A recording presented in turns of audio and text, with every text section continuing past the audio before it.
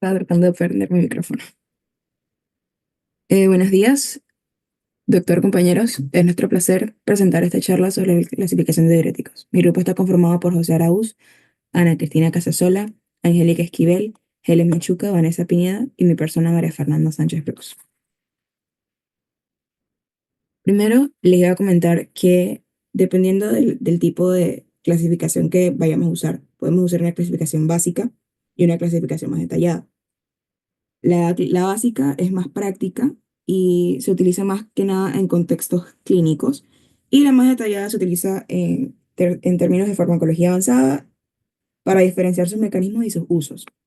La básica son diuréticos de asa, diuréticos tiacídicos, diuréticos ahorradores de potasio, mientras que la más detallada son diuréticos de asa, tiacídicos, ahorradores de potasio, inhibidores de anhidrasa carbónica, osmóticos, antagonistas de receptores de vasopresina y los inhibidores de la SGLT2. Entonces, los diuréticos son fármacos que aumentan la eliminación de orina al inhibir transportadores de iones en los riñones, reduciendo la reabsorción de sodio y otros electrolitos, lo que provoca una excreción de agua para mantener el equilibrio osmótico, afectando el volumen, pH y composición de la sangre, y también la orina. Aunque estos se utilizan más que nada para el tratamiento del edema, tienen aplicaciones no diuréticas y también tienen efectos sistémicos. Acá tenemos una imagen en la que se presenta el sitio de acción de los diferentes tipos de diuréticos, los inhibidores de anhidrasa carbónica, osmóticos, de asa, tiacídicos y ahorradores de potasio. Aunque en esta imagen faltan, que traté de buscar, pero no encontré una imagen donde se vieran todos. Faltan los receptores de vasopresina y los inhibidores de la SGLT2, que más adelante se les va a explicar en qué parte actúan.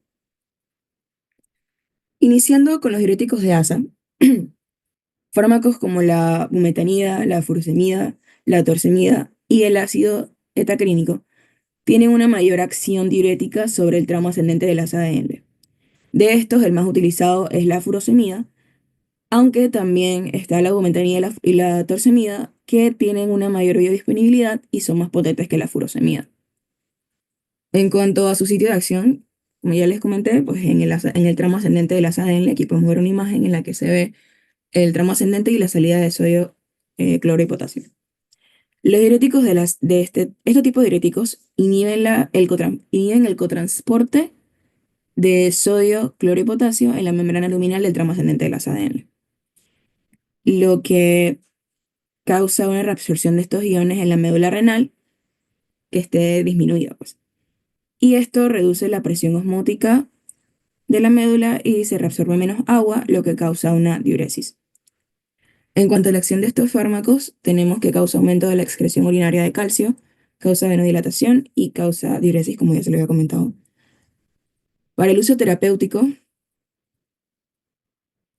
tenemos que es útil para el edema pulmonar, también para el edema periférico agudo crónico, causado ya sea por insuficiencia cardíaca o afecciones renales. También sirve para la hipercalcemia, para la hiperpotasemia y para la sobredosis de aniones, que es en el caso que se den ingestiones tóxicas de bromuro, fluoruro o yoduro. Y también es útil para la insuficiencia renal aguda. Eh, en cuanto a sus efectos secundarios, estos tienen problemas bastante predominantes con los líquidos electrolitos, causan hipovolemia aguda, ya que estos diuréticos pueden causar una reducción intensa y rápida del volumen sanguíneo, lo que puede causar hipotensión, choque y arritmias cardíacas. Pueden causar hipopotasemia, glicemia, ototoxicidad e hiperuricemia.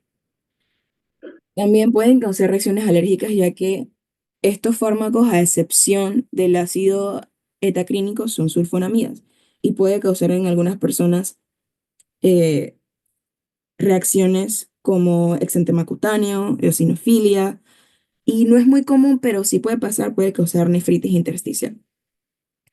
En cuanto a sus contraindicaciones, usualmente, pues en personas que sean alérgicas a las sulfonamidas no se deben utilizar. En personas que tengan cirrosis hepática, insuficiencia renal crónica e insuficiencia cardíaca. Bueno, ahora yo les hablaré solo sobre los inhibidores de la anhidrasa carbónica, que el principal representante es el fármaco acetazolamida. Muy importante tiene su efecto efecto a nivel del tubo contorneado proximal y reabsorbe el 85% de bicarbonato. Dentro de su mecanismo de acción tenemos que la anhidrasa carbónica cataliza la conversión de dióxido de carbono y agua en ácido carbónico, que luego se disocia en bicarbonato y protones. Al inhibir esta enzima, los inhibidores de la anhidrasa carbónica disminuyen lo que es la formación de bicarbonato y protones, reduciendo la resorción de bicarbonato y sodio en el túbulo proximal. Esto conduce a una mayor excreción de bicarbonato y sodio y agua en la orina. Siguiente.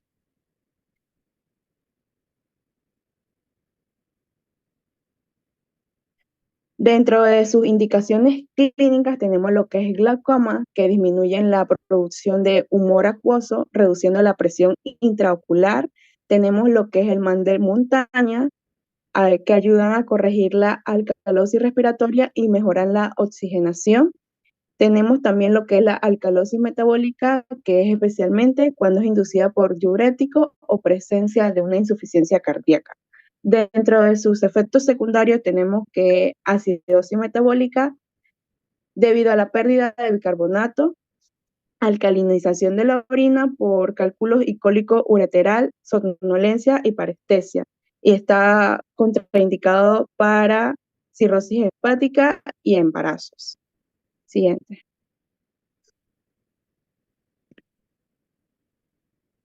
Yo le hablaré sobre los osmóticos. En esto encontramos el manitol, la urea, el glicerol. La urea y el glicerol son muy pocos utilizados y la urea es tóxico. Entonces, el representante de este vendría siendo el manitol, que esta transacción por la vía intravenosa, el manitol viaja por el torrente sanguíneo y actúa como que debe esperar de una molécula osmótica activa. Esta succiona el agua de las células que se encuentran por el camino y toda esa agua se extrae y llega a los riñones en forma que aumenta el flujo sanguíneo renal. Una vez en los riñones, esta es secretada por el túbulo renal y algunos de los segmentos del túbulo renal, como el túbulo contorneado proximal y la rama descendente fina, son permeables al agua. Por lo tanto, cualquier sustancia osmótica que llegue aquí tenderá a hacer que el agua se quede dentro del túbulo en lugar de ser reabsorbida. Este aumento de volumen hace que aumente la velocidad del flujo a través de la nefrona, por lo que hay menos tiempo para que el sodio sea reabsorbido. Esto provoca un pequeño aumento de la pérdida de sodio, pero se pierde mucha más agua, por lo que el manitol se considera un diurético hídrico, que significa que promueve la excreción del agua sin aumentar la pérdida de los electrolitos. Este puede ser útil cuando es necesario eliminar agua del organismo, pero, pero solo en ciertas ocasiones. Su sitio de acción es el túbulo proximal y el asa de Henle en la rama descendente delgada. Siguiente.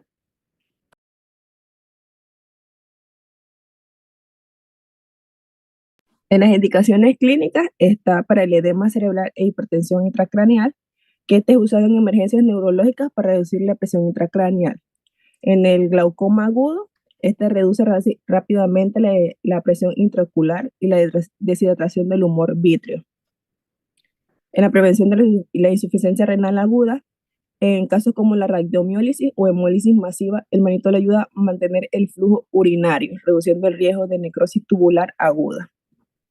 En la diuresis forzada, para la eliminación rápida de toxinas o sustancias tóxicas e intoxicaciones.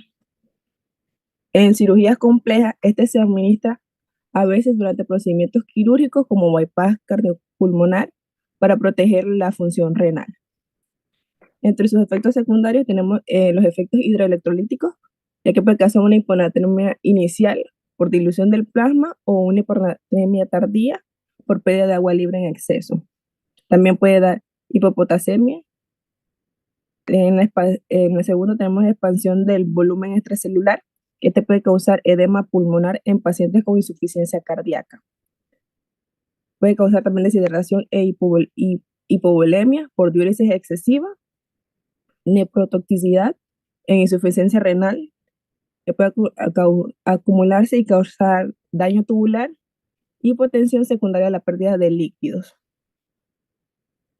En las contraindicaciones, este está contraindicado en la insuficiencia cardíaca congestiva, debido al aumento del volumen del plasmático que puede agravar la sobrecarga cardíaca.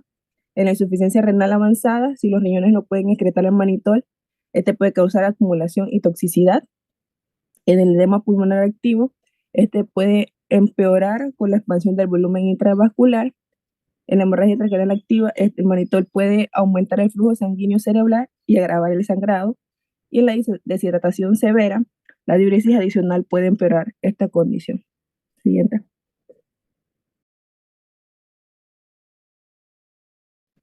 Los diuréticos tracídicos, tenemos que entre los fármacos se encuentran la hidroclorotiazida, la clorotiazida, la clortalidona, el metolazona y la indapamida. Este diurético actúa en el túbulo torqueado distal. Siguiente.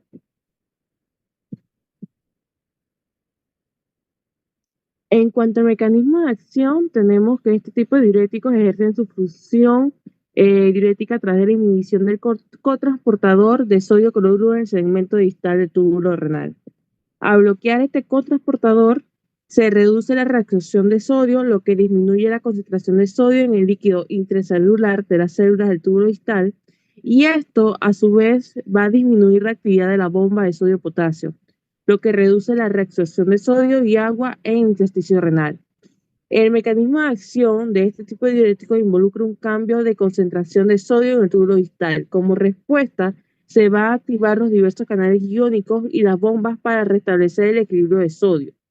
El bloqueo del cotransportador de sodio cloruro va a aumentar la retención de sodio y agua en el alus del túbulo, mientras que reduce la concentración de sodio en el túbulo distal. Además, el bloqueo del cotransportador de sodio cloruro incrementa el paso de iones a través del canal sodio-calcio, lo que favorece la reabsorción de calcio en el intersticio a expensas del retorno de sodio al túbulo distal.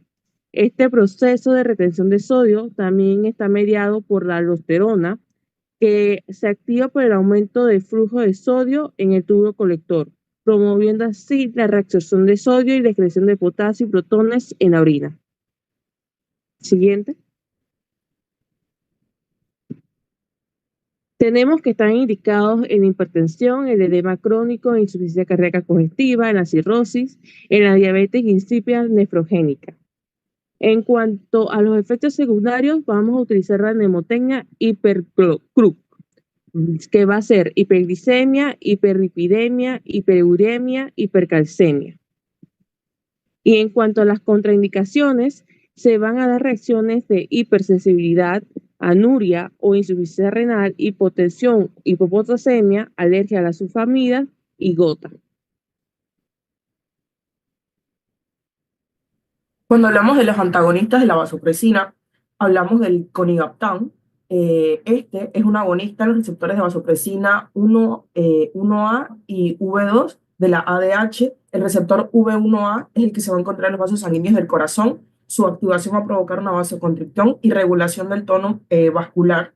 En cambio, el receptor V2 se va a encontrar en la membrana vasolateral del túbulo colector y su activación va a promover la reabsorción de agua a través de los canales de acuaporinas, concentrando la orina.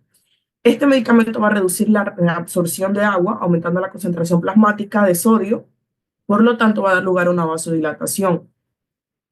Cuando hablamos del tolvaptan, este es un antagonista selectivo de los receptores de ADH de vasopresina 2, que va a reducir la reabsorción de agua, aumentando la concentración plasmática de sodio. Siguiente, por favor. Dentro de las indicaciones clínicas, tenemos del conivaptan una hiponatremia y en casos de insuficiencia cardíaca congestiva. Como sus efectos secundarios tenemos las reacciones en el sitio de infusión, sed, poliuria e hipernatremia. En base a las indicaciones clínicas del tolvaptan tenemos hiponatremia, el CADH, los efectos secundarios van a ser poliuria, sed e hipernatremia, y como las contraindicaciones de ambos va a ser hipovolemia grave, pacientes anúricos e enfermedad hepática severa. Siguiente, por favor. Cuando hablamos de los inhibidores del cotransportador sodio-glucosa tipo 2, tenemos la canagliflozina, la dapagliflozina, la empagliflozina. El mecanismo de acción de estas van a ser la inhibición del cotransportador de sodio, glucosa en el túbulo contorneado proximal que va a producir una disminución de la reabsorción de sodio y de glucosa, y la inhibición de la reabsorción de glucosa va a disminuir la concentración sérica de glucosa, y la reducción en la reabsorción de sodio va a causar una diuresis leve. Va a estar indicado en la diabetes mellitus, aprobado para el tratamiento de la hiperglucemia. Se dice que el efecto diurético que tiene va a ser leve o moderado, porque va a ser diferente al de los diuréticos tradicionales como las tiazidas o los diuréticos de asa, que actúan en otras partes de la nefrona, con mayor impacto en la eliminación de agua y los electrolitos. Va a tener como efectos secundarios glucosuria, itus, candidiasis vulvovaginal, deshidratación, hipotensión ortostática y pérdida de peso. Como contraindicaciones, no se recomiendan enfermedad renal o hepática grave. Siguiente. Bien, en cuanto a los ahorradores de potasio, vamos a tener dos tipos. Los que son los antagonistas de los receptores de aldosterona, como lo son la espironolactona y la esplerenona. En cuanto a los bloqueadores epiteliales de los canales de sodio, vamos a tener el triantereno y la amilorida. Siguiente, por favor. En cuanto a su mecanismo de acción, vamos a tener que los ahorradores de potasio actúan específicamente en el túbulo colector y la parte final del túbulo distal, bloqueando los efectos de la aldosterona o inhibiendo directamente los canales de sodio. Eh, en cuanto a los antagonistas de la aldosterona, por ejemplo, la espironolactona, estos van a bloquear los receptores de aldosterona en las células principales del túbulo colector, lo que va a su vez va a impedir la síntesis de proteínas que promueven la resorción de sodio y la excreción de potasio. Como resultado, va a disminuir la reabsorción de sodio y se reduce la excreción de potasio, evitando así la hipocalemia. En cuanto a los inhibidores de los canales de sodio, como es la amilorida, estos van a bloquear directamente los canales epiteliales de sodio en el túbulo colector. Va a haber menos sodio que va a entrar a la célula, lo que va a reducir su reabsorción y disminuye la secreción de potasio por la bomba de sodio, potasio, ATPasa. Esto a su vez previene la pérdida de potasio y tiene un efecto diurético más leve en comparación con otros diuréticos. Siguiente, por favor. En cuanto a las indicaciones clínicas, vamos a tener que estar indicado para hipertensión, especialmente si hay hipopotasemia, ascitis o edema, diabetes insípida nefrogénica y estados hiperandrogénicos. En cuanto a sus efectos secundarios, vamos a tener desequilibrios metabólicos y electrolíticos. Vamos a tener también lo que vienen siendo los trastornos gastrointestinales como náusea, vómito y diarrea. Y en cuanto a sus contraindicaciones, vamos a tener anuria o insuficiencia renal, hiperpotasemia persistente y enfermedad de Addison. Siguiente. Gracias. Y si pueden resumir en una frase que hacen los diuréticos, la mayoría, excepto los baptanes, ¿qué dirían? ¿Cómo es el efecto en cuanto a la bulimia y la hipertensión, ¿no? Que generalmente los usamos para hipertensión, pero también para la hipervolemia. En una frase que hacen los diuréticos. ¿Profe, es para el grupo o solo para todo el salón? Aumentan el volumen de orina excretada, lo que hace que baje el... Bueno, dijo una frase. Aumentan el volumen de orina Una excretada. frase. Orina excretada, dices tú. ¿Alguien más dice algo? Puede responder toda la clase, cualquiera de la clase. Aumentan la eliminación de sodio y de agua a través de la orina. Así es, elimina sal, pues. Eso es lo que hacen los diuréticos. Eliminan sal excepto los baptanes, que son acuaréticos propios porque solo actúan sobre los receptores V2 de la vasopresina o de la ADH. Entonces ahí la ADH solo va a reabsorber agua. Entonces eso es lo único que vas a botar cuando colocas un baptán, agua, así que es un acuarético más que todo. Entonces cuando usas la palabra diurético es porque te está eliminando más sodio, pero con ese sodio va arrastrado agua. Entonces eso hay que tenerlo en cuenta. Así que la mayoría de los diuréticos que hacen Unos trabajan sobre el canal epitelial de sodio, otros trabajan sobre los cotransportadores sodio-cloro, o sea, cuando son los tiacídicos, otros trabajan sobre el cotransportador sodio-cloro, 2-cloro, un potasio que reabsorbe sodio también. Y en el túbulo proximal, todos los cotransportadores, la mayoría va intercambiado con sodio, así como los ISGLT2, en el 90% son ISGLT2, 10% son ISGLT1, y todos, la absorción de glucosa se da con sodio, así que por eso es que la mayoría bota sodio y la acetazolamida también trabaja bloqueando el túbulo proximal y en el túbulo proximal se da la mayor reabsorción de sodio. Entonces, al final, los diuréticos botan sodio, o sea, sal, y consigo llevan por arrastre de solvente agua. Así que básicamente es eso, y los osmóticos hay que tener mucho cuidado porque son más potentes, se pueden generar desequilibrios hidroelectrolíticos, que es lo que vamos a ver en la clase de hoy. Y vamos a empezar con la hiponatremia. Generalmente después de la clase de enfermedad renal diabética yo daba hipertensión, pero eso lo vamos a dejar para después. Ya es momento de entrar a trastornos hidroelectrolíticos y vamos a empezar con el sodio casualmente. Así que déjenme compartir la pantalla.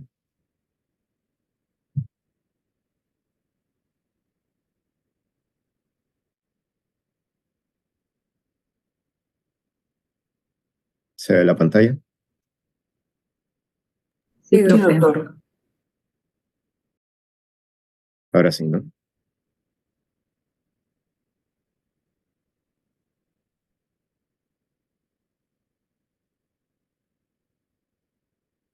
Y vamos a empezar con las disnatremias o trastornos del agua corporal, porque no son trastornos del sodio como tal, sino que el agua se va modificando entre el extracelular, más que todo, y el intracelular, y lleva a que haya trastornos del sodio. ¿Y en qué se puede desencadenar esto? En que haya problemas neurológicos, más que todo, que son a lo que más le prestamos atención nosotros en la práctica clínica, porque eso es lo que puede dejar al paciente sin neuronas, en estado vegetal o que puede ocasionarle la muerte, ¿no?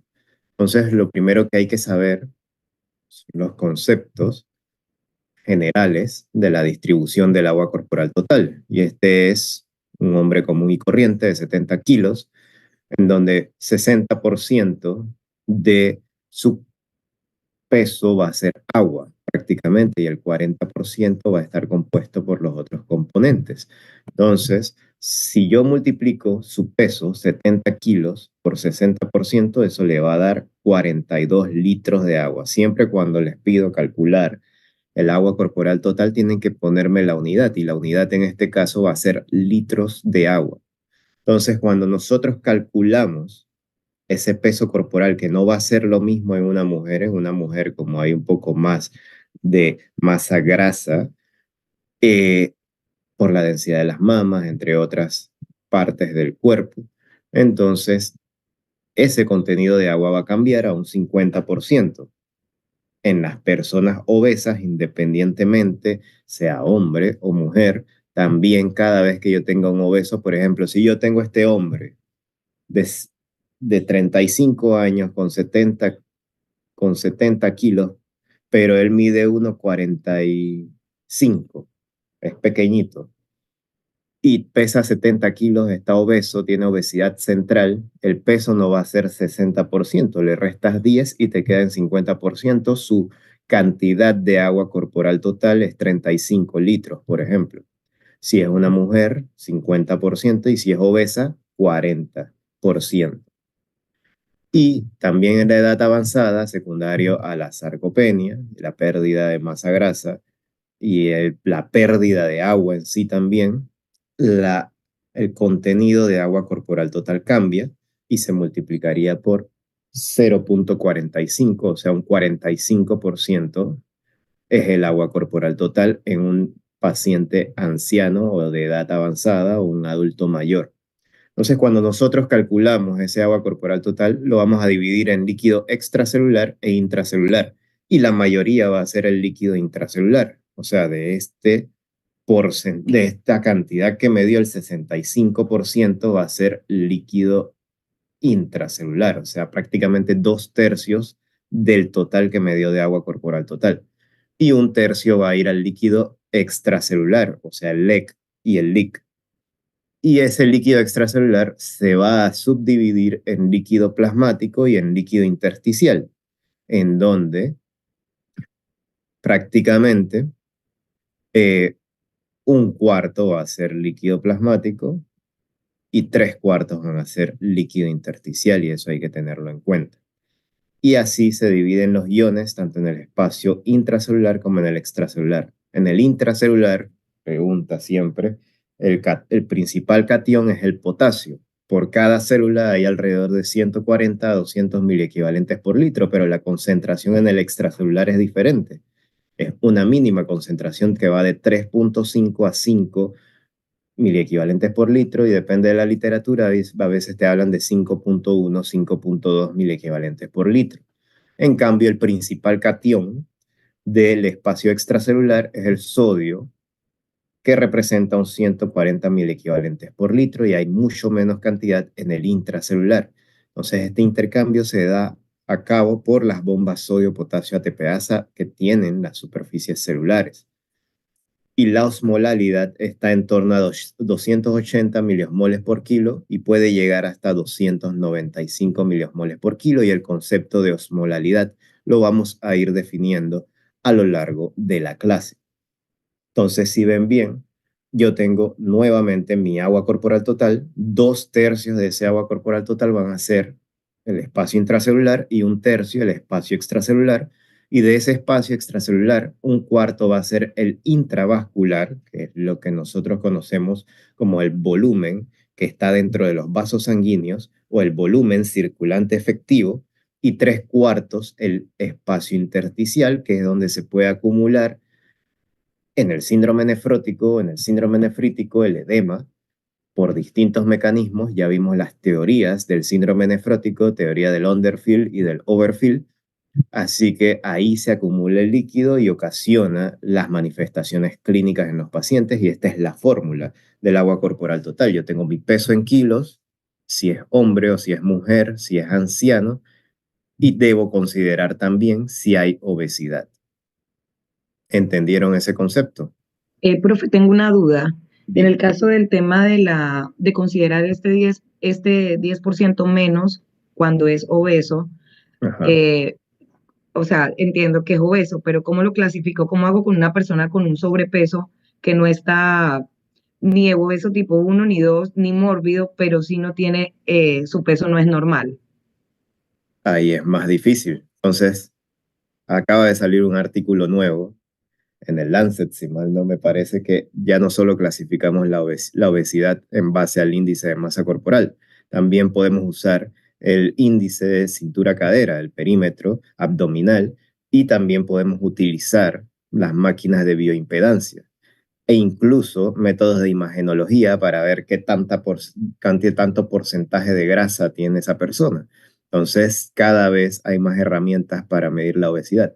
Pero en este caso en particular, yo te diría si está obeso o no, porque no contamos en el caso clínico con las medidas exactas para poder decir si el paciente está obeso o no. Entonces, yo te pondría paciente obeso o paciente que chuzo, tiene 40 años y pesa 110 kilos y no mide tanto y tiene 110 kilos encima. Ya uno por lógica pensaría que pudiese estar obeso.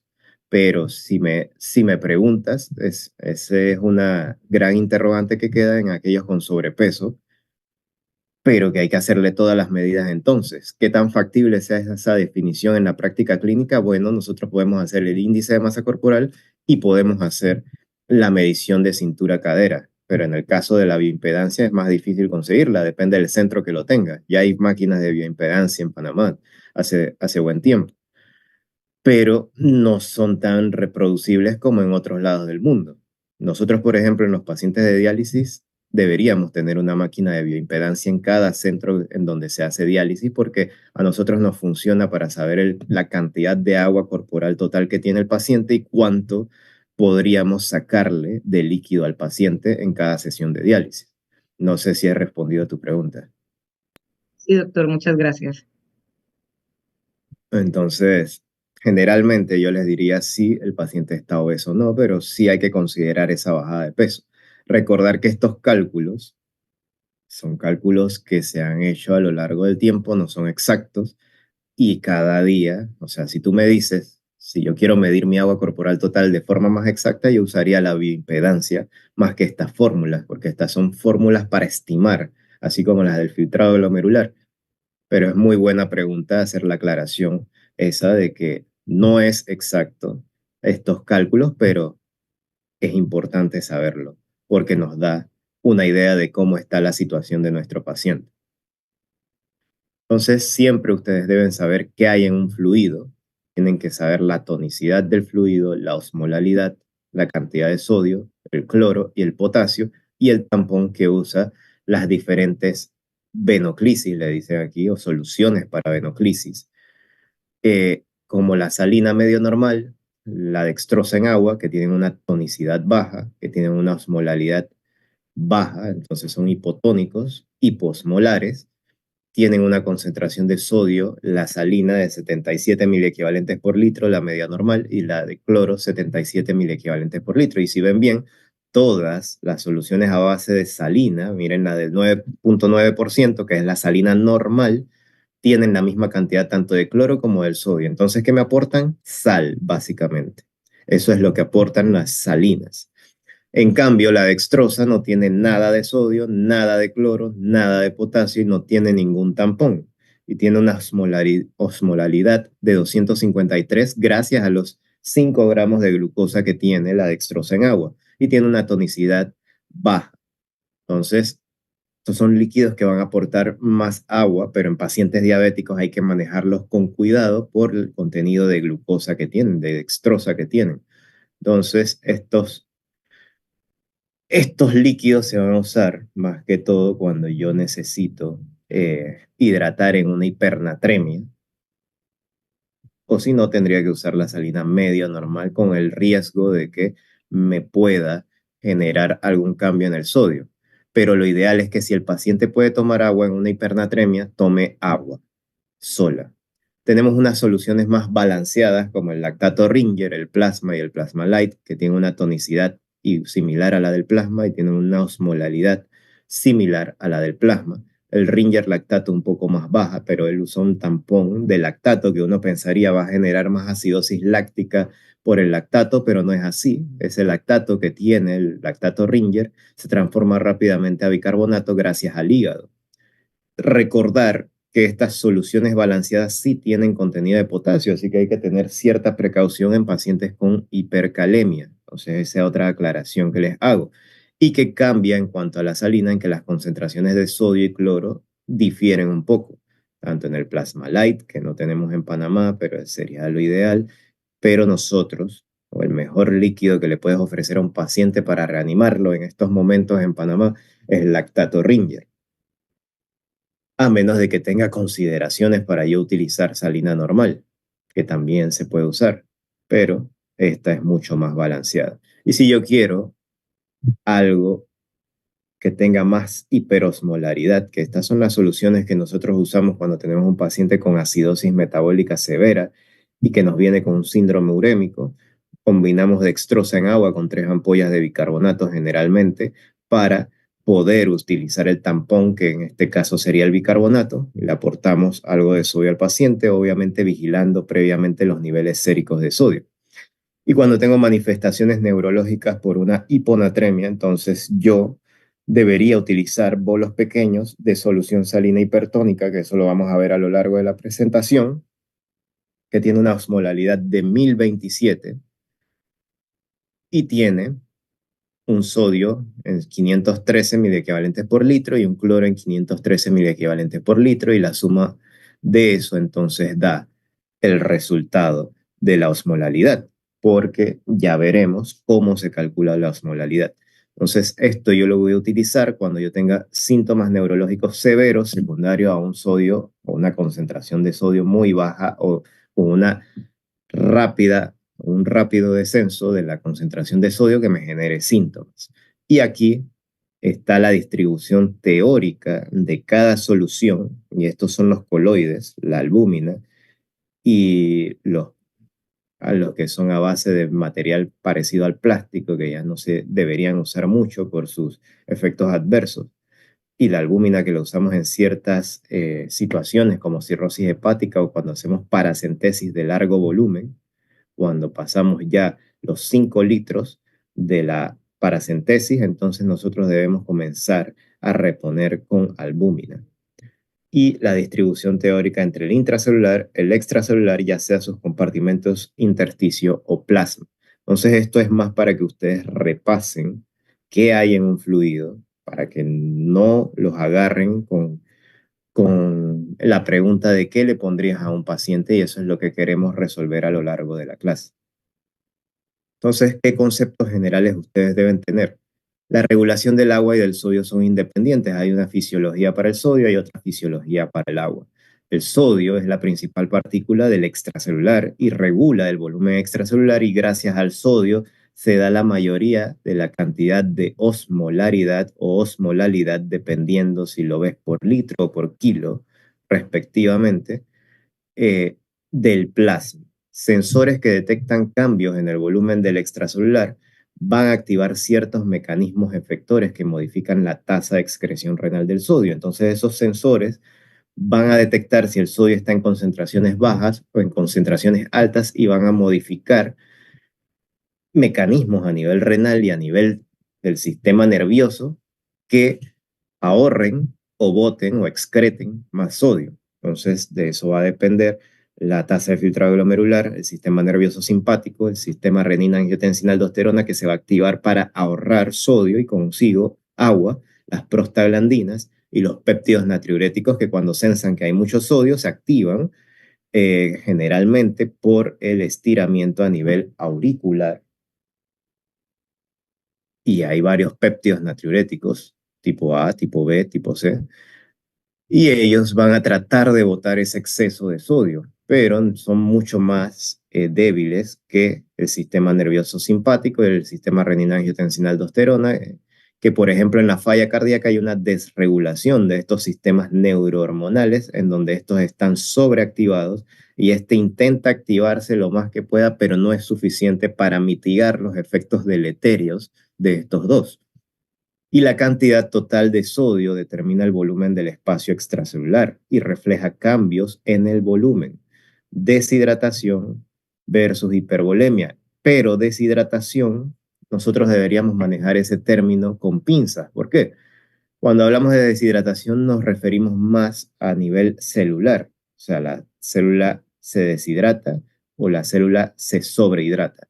En cuanto a volemia, yo debería hablar de hipovolemia e hipervolemia cuando representa ya el volumen que está circulando en el extracelular.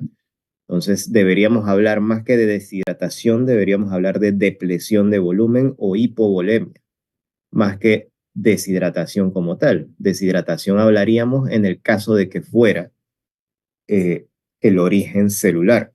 Y hay un artículo muy bonito que habla sobre estos términos, un artículo del 2012 del American Journal de Kidney Disease, que nos habla de cómo diferenciar la deshidratación de la hipovolemia. Y la fisiología del agua regula la tonicidad del agua corporal total. Sensores que detectan cambios en la osmolalidad, como los osmoreceptores del hipotálamo, van a activar ciertos mecanismos efectores. Si a mí me falta agua, porque no he tomado agua, o porque estoy ante una situación que me está ocasionando hipovolemia, ¿cuál va a ser la respuesta normal? Excepto en los adultos mayores, que se ve el mecanismo alterado, es la sed. Cuando yo necesito agua, el cuerpo me va a pedir agua y me va a dar sed, gracias a los receptores activados del hipotálamo.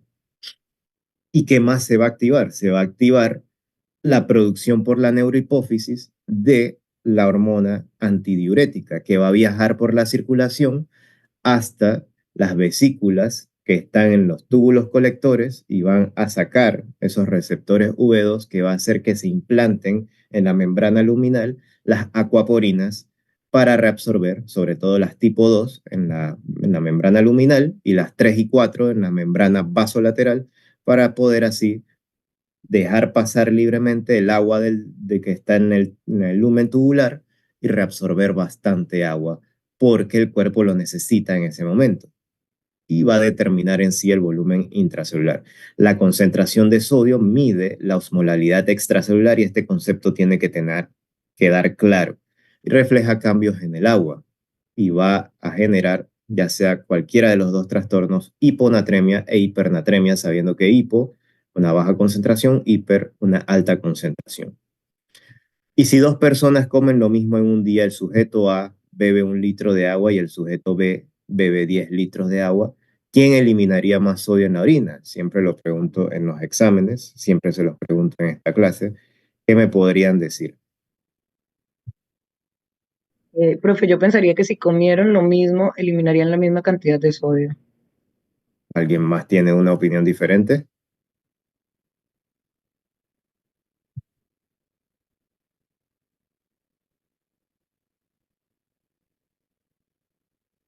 Bueno, parece que no. Pero sí, al final eliminarían lo mismo porque comieron la misma cantidad de soluto en este caso. Eso no importa si tomaron más o menos agua. Ellos tendrán que diluir o concentrar más, dependiendo de quién sea, para poder botar la misma cantidad de soluto.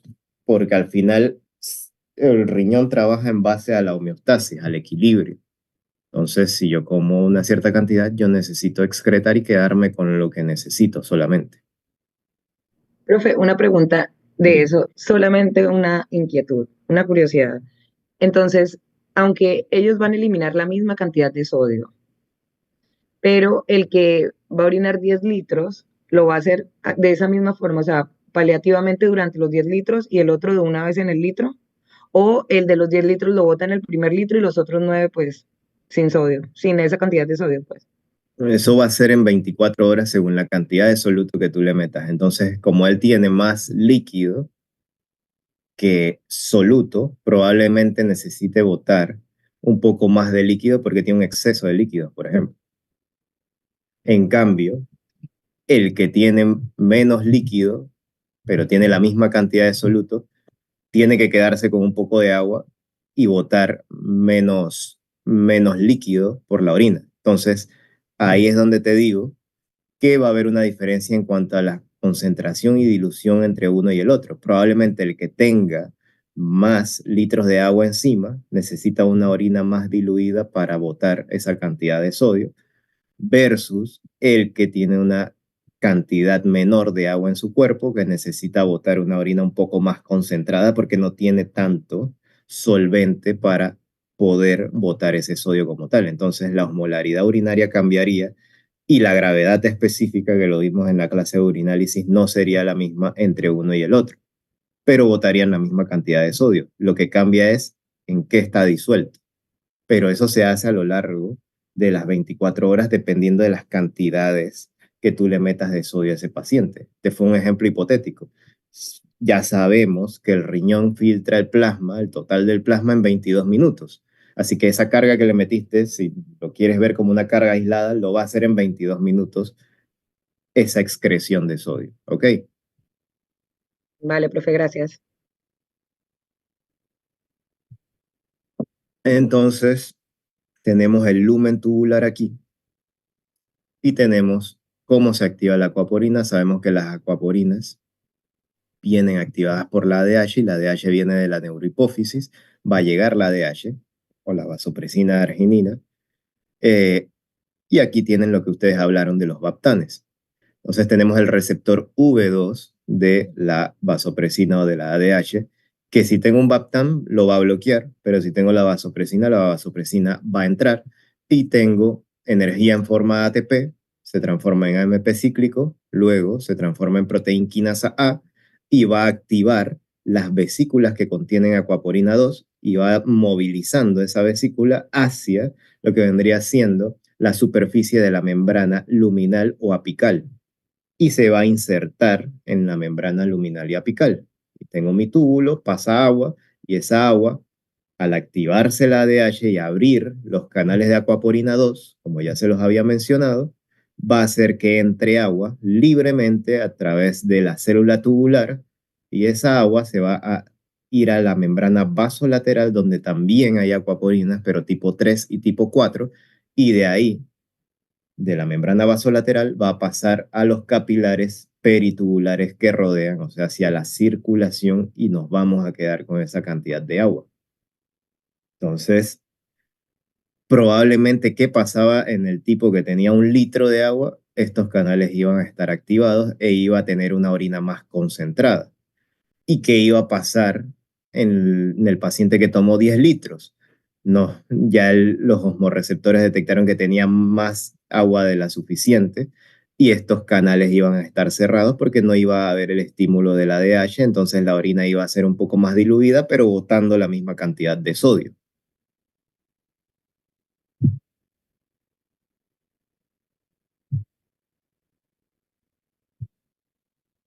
Así que continuamos.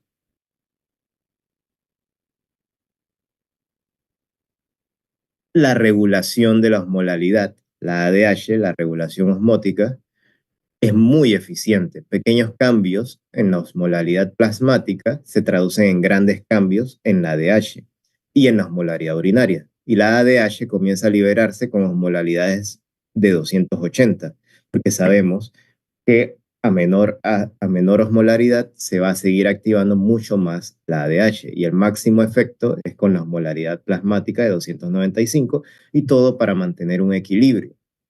Hay una regulación no osmótica también, que son cambios en el volumen sanguíneo y la presión arterial.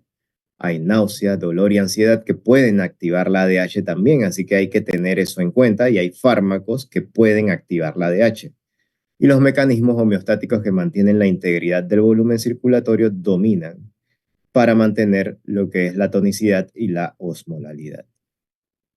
En cuanto a la estimación de la excreción renal del agua libre, yo lo puedo estimar. Tengo un aclaramiento osmolar, que sí sabe la osmolaridad plasmática y urinaria, que la usamos en base al sodio urinario, potasio urinario y cloro urinario. Y el aclaramiento de agua libre de electrolitos es un cálculo que se puede hacer. Tenemos el volumen urinario 1 menos el sodio urinario más el potasio urinario entre el sodio plasmático y ese nos va a dar el aclaramiento de agua que no tenga o que no contenga electrolitos. Entonces nosotros con una regla fácil podríamos decir, si el sodio urinario más el potasio urinario es mayor que el sodio plasmático, hay ganancia de agua libre y el sodio plasmático va a disminuir. Si el sodio urinario más el potasio urinario, o sea, la suma de esos dos, es menor a la del sodio plasmático, hay pérdida de agua libre y el sodio plasmático aumentará y a eso se le llama la fórmula de First. Generalmente no la pregunto, pero sí el concepto deben tenerlo claro.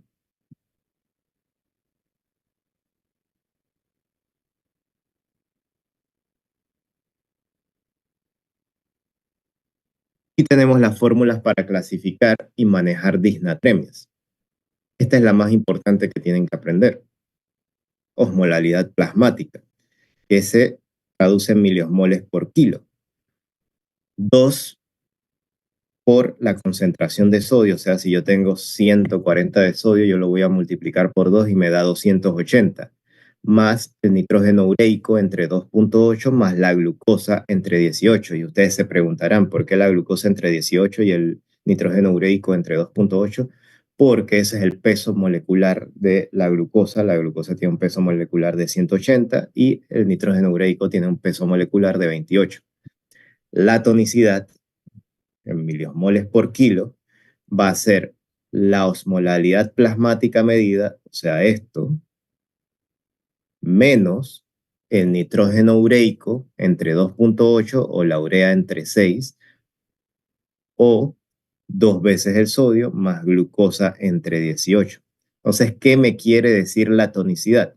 La tonicidad va a medir prácticamente los osmoles efectivos. Son aquellos osmoles que no pueden atravesar la membrana celular de forma tan fácil e irse al intracelular y que se conservan en el extracelular. En cambio, la urea o el nitrógeno ureico en este caso serían un osmol inefectivo porque puede ir de lado a lado cuando se le plazca, tanto al intracelular como al extracelular.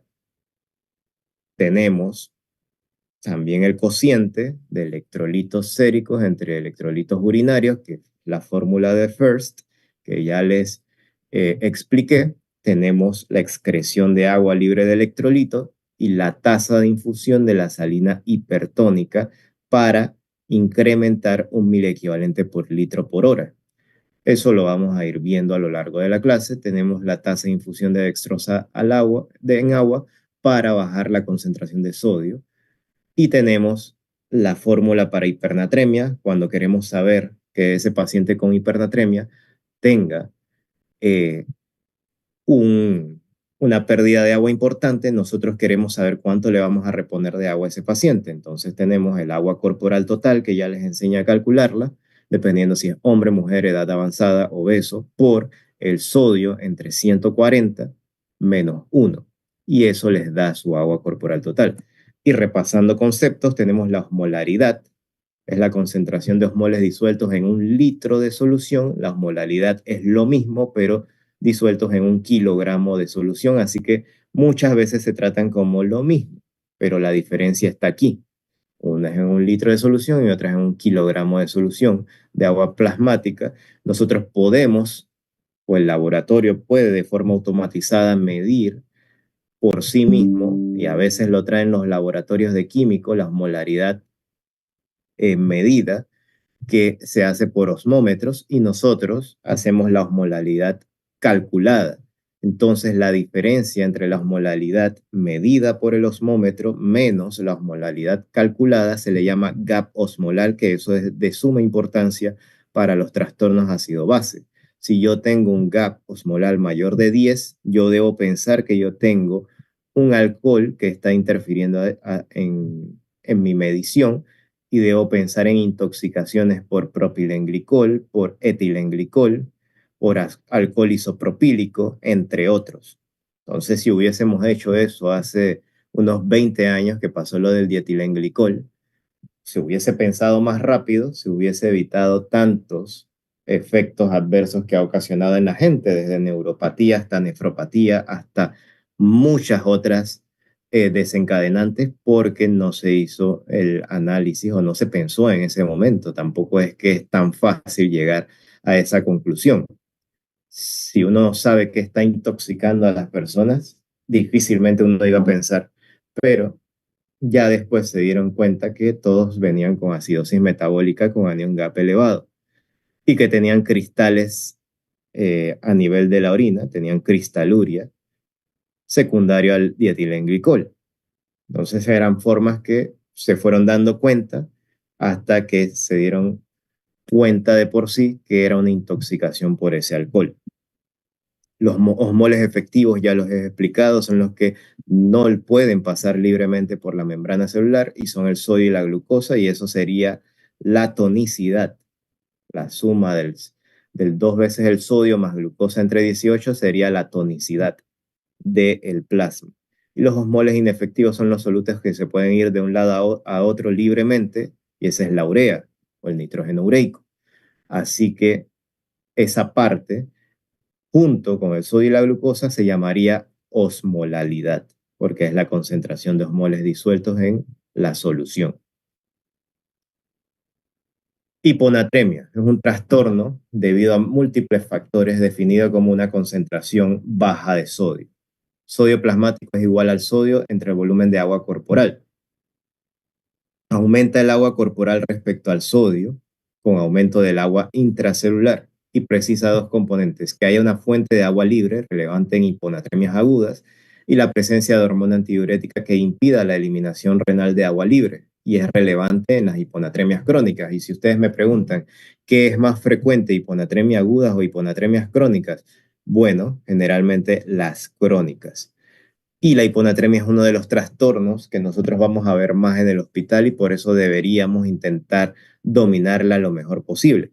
Y se clasifica según la situación de la volemia y la velocidad de la instauración. Cuando hablamos de hiponatremias agudas, son aquellas que se han dado en menos de 48 horas. Y algunos ejemplos son las posoperatorias, las asociadas al ejercicio excesivo, las drogas como el éxtasis, y la polidipsia psicógena, un trastorno a nivel psiquiátrico en donde el paciente le da por tomar agua de forma compulsiva. crónicas son las más frecuentes y la situación de la volemia se divide en hipovolémicas, normovolémicas e hipervolémicas. Otro concepto que hay que tener en claro es que hay falsas hiponatremias, pseudohiponatremia y verdaderas hiponatremias. Y la mayoría de las verdaderas hiponatremias van a ser hiponatremias hipoosmolares. Y por eso siempre hay que calcular la osmolaridad plasmática, o si no medirla al menos con el osmómetro en laboratorio. ¿Y cuál es el principal riesgo de la hiponatremia? Por el cual genera múltiples síntomas neurológicos, que se comienza a hinchar las neuronas a nivel cerebral del sistema nervioso central. Hay edema cerebral por exceso de agua, más que de sodio. Saber que el sodio también se corrige con la glucosa. Nosotros tenemos varias fórmulas de correcciones. El sodio corregido, sodio medido, más 1.6 por glucosa entre 100 por 100. O el sodio corregido, sodio medido, más 0.016 por glucosa menos 100, que es lo mismo que esto. Pero tener en cuenta que cuando la glucosa está arriba de 400 miligramos por decilitro, que eso lo vamos a esperar en pacientes con crisis hiperglicémicas tipo cetoacidosis diabética, tipo estado hiperglicémico hiperosmolar, tipo crisis hiperglicémica simple, el factor de corrección es 2.4, o sea, el sodio está más alterado entre más glucosa haya, porque hay una competencia de osmoles efectivos. Entonces, por cada 100 miligramos por decilitro de aumento de la glucosa por arriba de 100, se debe ajustar el sodio aumentando 1.6 miliequivalentes por litro, pero después de 400 de glucosa, este ajuste cambia a 2.4 miliequivalentes por litro. Y eso tienen que tenerlo en cuenta. Entonces, si yo les digo que un paciente tiene 300 miligramos por decilitro de glucosa y tiene un sodio en 130, ¿cuál sería el sodio corregido de ese paciente? Por ejemplo.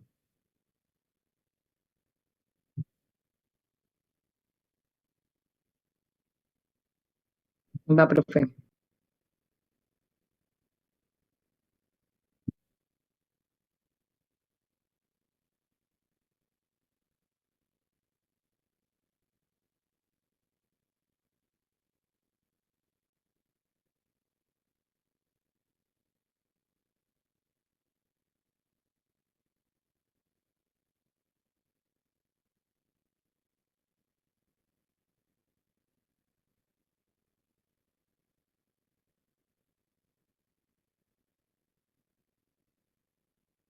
Todavía. Profe, es que puede quitar un momentito la cabeza. Se puede correr un poquito. Es que tapa los valores. Ok, entre 100.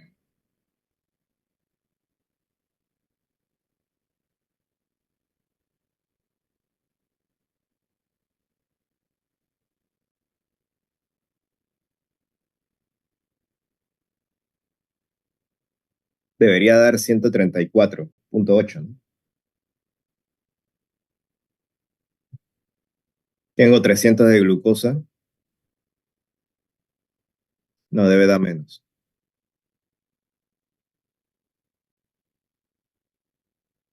Porque si tengo un aumento de 2 veces después de 100, 1.6 por 2, 3.2. Y tenía 130 de sodio, 133.2 de sodio, ¿no? ¿O no? Sí.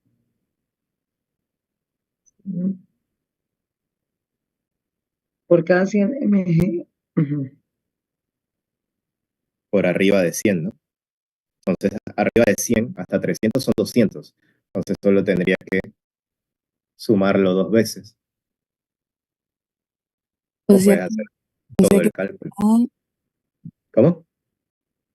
es que estoy tratando de sacar el cálculo, solo que me enreda un poquito. Inténtenlo, tienen que practicar.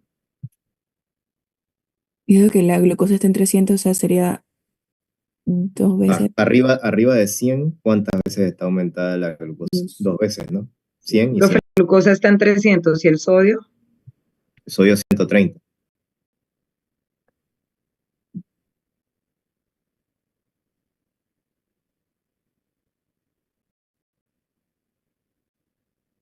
Me dio 133.2.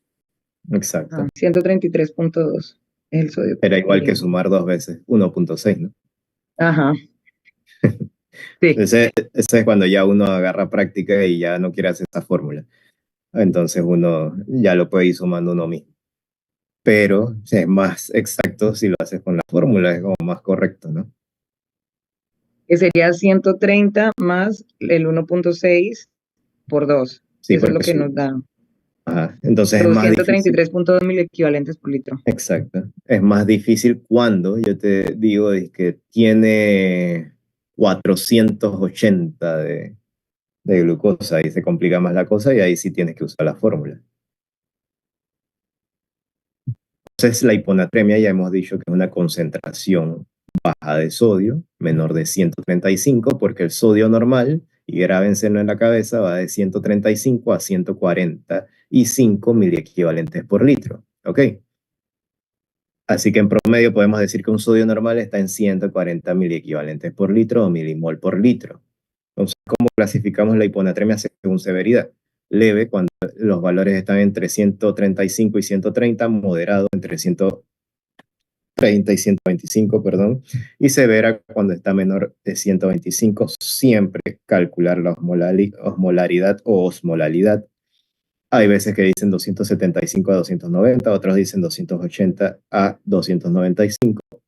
Da igual, depende de cuál usen ustedes. Y saber que la hiponatremia, yo debo hacer una historia clínica detallada para identificar qué está ocurriendo con ese paciente y medir mi osmolaridad plasmática o osmolalidad. En este caso, si la osmolaridad es baja, yo mido la osmolaridad urinaria y veo el volumen del LEC. Si la osmolaridad urinaria está alta y si está baja la osmolaridad urinaria, yo pienso en polidipsia primaria o reajuste del osmostato, que es a nivel cerebral hipotalámico. Y esto es lo que nosotros llamamos la verdadera hiponatremia, cuando tenemos hiposmolaridad y podemos clasificar de acuerdo a la volemia. Entonces, cuando les pregunten de hiponatremia y si es una hiponatremia hiposmolar, siempre piensen en estas causas. Yo puedo tener el volumen extracelular aumentado, como en la insuficiencia cardíaca, porque hay edema, cirrosis hepática, hay edema, síndrome nefrótico, hay edema, insuficiencia renal avanzada, hay edema. Normal, la volemia, o sea, presión arterial normal, no estoy edematizado, estoy adecuadamente hidratado, pero debo descartar todas estas insuficiencias hormonales, como el hipotiroidismo y la insuficiencia suprarrenal, o la enfermedad de Addison, antes de pensar en el síndrome de secreción inadecuada de hormona antidiurética, o el SIADH, que se ve en las tuberculosis, en algunos tumores, como el cáncer microcítico de pulmón, entre otras tumoraciones. Y si yo tengo la volemia disminuida, debo pensar que el paciente está perdiendo sodio, ya sea por el tracto gastrointestinal o por la piel o a través de los riñones. ¿Cómo me voy a dar cuenta de eso? Yo mido un sodio urinario. Si el sodio urinario está aumentado, yo pienso que es el riñón el que está perdiendo el sodio y puede ser por una nefropatía, puede ser por un problema hormonal como hipoaldosteronismo, porque ya sabemos que la aldosterona, cuando está activada, ¿qué hace? Reabsorbe sodio y bota potasio. Pero si tengo la aldosterona muy baja, voy a botar sodio. Los diuréticos, como ya ustedes bien lo explicaron, bloquean todos los cotransportadores que reabsorben en su parte sodio. Entonces, cuando yo uso diuréticos, mi sodio urinario, ¿cómo yo me doy cuenta que mi diurético está funcionando? Porque estoy perdiendo sodio por la orina. Y los vómitos, cuando están empezando. Cuando están empezando pueden botar algo de sodio por la orina, pero cuando ya se ajustan los mecanismos renales o la pérdida es extrarrenal, yo tengo un sodio urinario bajo, porque ¿qué va a hacer el riñón cuando sensa que está perdiendo sodio por otra parte? Va a tratar de reabsorberlo todo. Entonces, cuando uso diuréticos al inicio, temprano, o los vómitos, ya cuando ha pasado bastante tiempo, o cuando tengo quemaduras extensas o sudo demasiado, pierdo sodio por la piel, entonces el sodio urinario va a estar bajo. Estas son las falsas hiponatremias, sobre todo las que tienen osmolaridad normal, que se deben a un artefacto. 7% del plasma son proteínas, pero cuando yo tengo una gamapatía monoclonal o un mieloma múltiple, la hiperproteinemia que genera el mieloma múltiple o la clona de células plasmáticas alteradas por lo que vendría siendo la tumoración hematológica en este contexto va a aumentar ese 7% del artefacto a mucho más y va a generar un descenso por ocupación de espacio del sodio. Igual pasa con los lípidos cuando hay una dislipidemia bastante extensa y cuando ocurren los lavados de vejiga por cambios en la osmolaridad. En cambio, si yo tengo una osmolaridad alta, yo tengo que pensar que ese paciente es diabético o que está usando un diurético osmótico y se está arrastrando todo el sodio hacia la orina con otras cosas y la osmolaridad está alta por eso. Entonces vamos con un caso clínico y analícenlo para ver qué pasa. Mujer de 65 años, tiene un cuadro de tos productiva, disnea y fiebre. Ella toma hidroclorotiazida, un diurético tiacídico para la hipertensión, toma media tableta. Examen físico revela que tiene fiebre, 38.5 grados, presión arterial de 90-50, tiene latidos en 100 por minuto, respiratoria de 28 y saturando 87% aire ambiente, junto con membranas mucosas secas, crepitantes en el lóbulo inferior izquierdo y ausencia de edema. Sus laboratorios tienen un sodio en 128, un nitrógeno ureico en 68, un nivel de creatinina sérica en 3.4 y osmolaridad sérica de 280 miliosmoles por kilo. ¿Qué pensarían ustedes que tiene la paciente? ¿Qué diagnósticos diferenciales tendrían? Imagínense que son un residente de medicina interna. ¿Cuántos diagnósticos tiene ese paciente?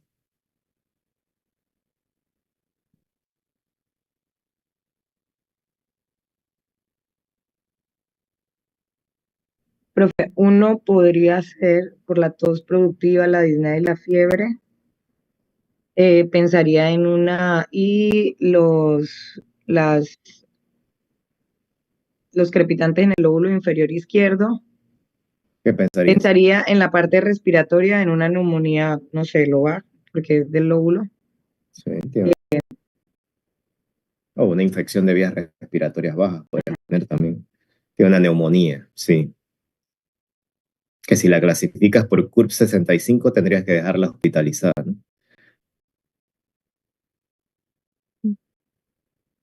Eso se los enseñó el doctor Jiménez, ¿no?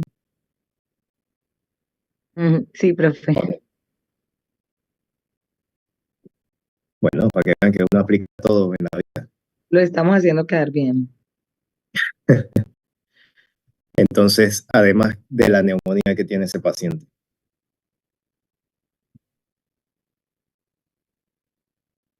¿Te refieres a la otra pregunta?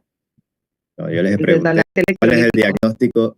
¿cuál es el diagnóstico diferencial en ese paciente? Piensen como si fueran un residente de medicina interna. Los residentes de medicina interna ponen como 20 diagnósticos a un paciente. O sea, ese podría ser uno, el de la neumonía. Ajá, tiene una También lobar como con un CURP 65 desde aquí, que ya lo dejaría hospitalizado, que necesita ingreso hospitalario. ¿Qué más tiene? el tema del desbalance electrolítico por el sodio, que está muy bajo. Ajá. Tiene una Y hipotermia verdadera em, o falsa. Yo diría yo que diría que falsa, sí, porque, disculpa, Marifer. que yo diría que es falsa porque es isosmolar, porque la osmolaridad sérica está en 280 y está dentro de los rangos, ¿no? Ajá. También por el GUN y la creatinina. Es más como que por insuficiencia renal. Ajá. ¿Y por qué tendría insuficiencia renal ella? Solo era hipertensa. Otro diagnóstico sería que es hipertensa. Tiene hipertensión arterial. Por eso es que toma la Tiene hidroclorotiazida. hipotensión, ¿no? 90-50. Ahorita tiene hipotensión, sí. Mm. Osmolaridad sérica te da 280. Y si ustedes la calculan, la pueden calcular.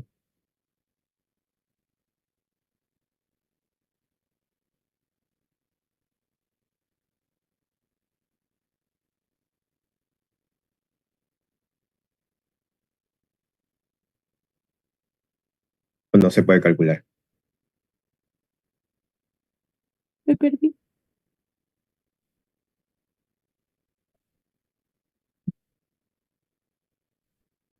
Sí se puede calcular. Con el sodio, la glucosa, Tienes 2 veces el sodio, dos veces el sodio te da ¿cuánto? 256, ¿no? correcto. Ajá. Aquí te pregunta, ¿el suero de este paciente está correctamente descrito cómo? ¿Qué pondrían? ¿Cómo se calculaba la tonicidad y la osmolaridad? Aunque no me han respondido a la otra pregunta, ¿qué otros diagnósticos tiene el paciente? Tiene neumonía lobar, hipertensión, necesita ingreso hospitalario, Deshidratación, tiene hipovolemia, sí. yo vería Hay que ver que no tenga un shock lo que leí de la insuficiencia polémico renal. versus séptico. Y no está saturando. Tiene lesión renal, pero yo no tengo una creatinina o no me dice el caso clínico una creatinina previa, así que no sé si ya venía con una enfermedad renal crónica o si es una lesión renal aguda porque tiene 65 años, estaba tomando hidroclorotiazida, se está hipotensando porque tiene una infección activa en estos momentos y tiene una lesión renal aguda por sepsis, lo más probable. Pero no lo sé porque no tengo un nivel de creatinina previo, pero sí tiene un aumento de su deterioro renal. ¿Qué más tiene la paciente? Puedes Pero poner viendo los una apuntes, hiponatremia. como, o sea, con el tema del sodio, que está en 128 y lo multiplico por 2, Ajá. me podría estar indicando que está normal. O sea, una osmolalidad sérica normal. Ajá. Y la Entonces tonicidad. sería una hiponatremia hipotónica, porque además tiene la infección. Hay algo así. Hiponatremia hipotónica y qué más. Y la osmolaridad, Isosmoral. Ujú. asimismo. Hipotónico e isosmolar. ¿Entendieron el concepto? Sí, Pero y tiene que ver con lo que dijo la hidroclorotiazida, que la está haciendo perder más sodio, ¿no? además de que el proceso infeccioso, o sea, eso se va a transformar pronto. O sea, esa osmolaridad sérica se iba a transformar pronto en una verdadera hiponatremia, tiene una sepsis. Entonces, lo más probable es que tenga una hiponatremia posteriormente hiposmolar, o sea, verdadera, hipovolémica. ¿Me explico? Ya, Sí. ya se está chocando, tiene la neumonía, tiene hipertensión, está tomando hidroclorotiazida. Entonces, para que un paciente hipertenso se choque, es porque la neumonía está grave, porque esa paciente no tiene acceso a líquidos o por pensar que está controlando la presión, se tomó su hidroclorotiazida. Entonces, ¿qué yo haría en esta paciente? La hospitalizo, claro está. Le tomo cultivos de esputo, le inicio antibióticos empíricos, le quito la hidroclorotiazida hasta que mejore el cuadro y la hidrato mientras. Obviamente es una mujer de 65 años, tengo que ver cómo está su función cardíaca basal, le pongo oxígeno porque está saturando 87% de aire ambiente, por lo menos quiero que esa saturación de oxígeno llegue arriba de 92%, tampoco es que la voy a sobresaturar en oxígeno, así que voy titulando el oxígeno dependiendo de cómo vaya mejorando la paciente. Si es necesario, veo la radiografía del tórax, y decido si pido un estudio de imagen más allá, pero voy hidratando a la paciente, reanimándola con líquidos, dándole antibióticos empíricos y cultivando lo que pueda para detectar el microorganismo y poder dirigir la terapia posteriormente. Y saber que las neumonías ahora se tratan cada vez por menos tiempo, 5 a 7 días. Así que eso es lo que hay que tener en cuenta en esta paciente. Y el sodio probablemente va a mejorar cuando yo le meta líquido a la paciente porque claramente está deshidratada, ¿no? Hipovolémica, depletada de volumen, y en donde este también está involucrado. Entonces, la principal causa de hiponatremia en los adultos mayores, una de las causas más frecuentes de hiponatremia en adultos mayores, son los diuréticos tiacídicos. Y eso es algo que quiero dejar claro. Entonces, más o menos ese es el abordaje. Uno tiene que pensar con bastante lógica.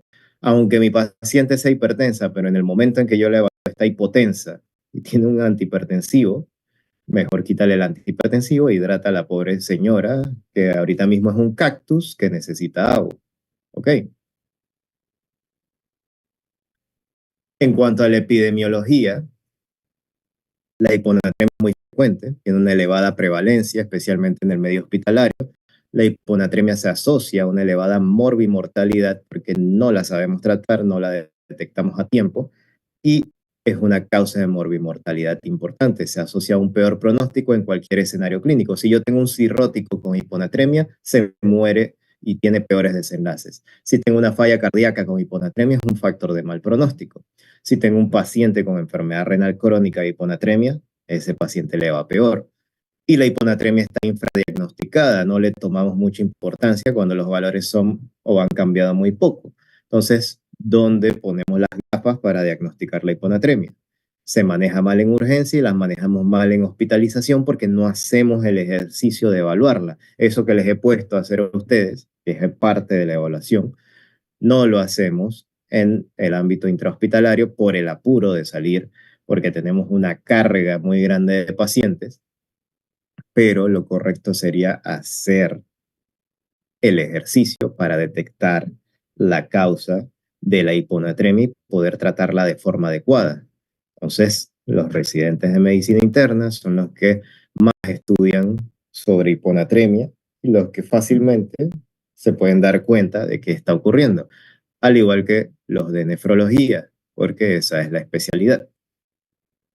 Entonces, la clínica de la hiponatremia, la sintomatología atribuida a la hiponatremia es más que todo neurológica y puede haber algunas manifestaciones de tracto gastrointestinal. Entonces, podemos dividirla según la severidad, pero lo que yo quiero que ustedes tengan más en cuenta es que cuanto más severa la hiponatremia, independiente de los niveles, si el sodio me baja demasiado rápido o baja a unos niveles muy bajos, puede haber cefalea, inquietud, letargia, convulsionar el paciente, se puede herniar el cerebro, paro respiratorio y muerte. Y que los síntomas, tanto de la leve como de la moderada, se pueden intercambiar entre sí, pero desde aquí hay que prestarle atención a la hiponatremia si el paciente tiene síntomas. Síntomas más sutiles que pueden estar en relación con la hiponatremia, la lentitud, la inestabilidad, la tendencia a la caída y se puede desmineralizar el hueso. Una concentración de sodio de 133, o sea, si saben que lo normal es de 135 a 145, una concentración de sodio de 133 implica la retención de agua libre de más de 2 litros, así que hay que prestar la atención. O sea, imagínense cuando ya está en 120, 130, cómo está la cosa. No hay correlación entre la cifra de natremia y la intensidad de los síntomas, porque dependerá más de la velocidad de instauración y del ritmo de descenso del sodio plasmático. O sea, yo puedo tener un sodio en 125, vamos a decir, y yo pensar de que estoy casi ante una hiponatremia severa, pero depende de cómo bajó ese sodio el paciente. Si el paciente lo bajó de forma crónica y se fue adaptando mediante los mecanismos homeostáticos, tanto a nivel cerebral como a nivel renal, realmente no le va a dar muchos síntomas si lo comparamos con una persona que tenía sus 140 de sodio normal y bajó de golpe a 130, por ejemplo. Bajó 10 mil equivalentes en menos de, vamos a decir, 4 horas. Ese paciente va a tener síntomas más severos que aquel que lo bajó de forma crónica. Y ese es otro concepto que debe quedar claro. Entonces, ¿por qué la clínica de la hiponatremia es neurológica? Porque se traduce, o es sinónimo, hiponatremia, células edematosas, sobre todo a nivel cerebral. Entonces, aquí tenemos un cerebro sin edema versus un cerebro con edema cerebral. El edema cerebral será más intenso entre más rápido se instaure la hiponatremia.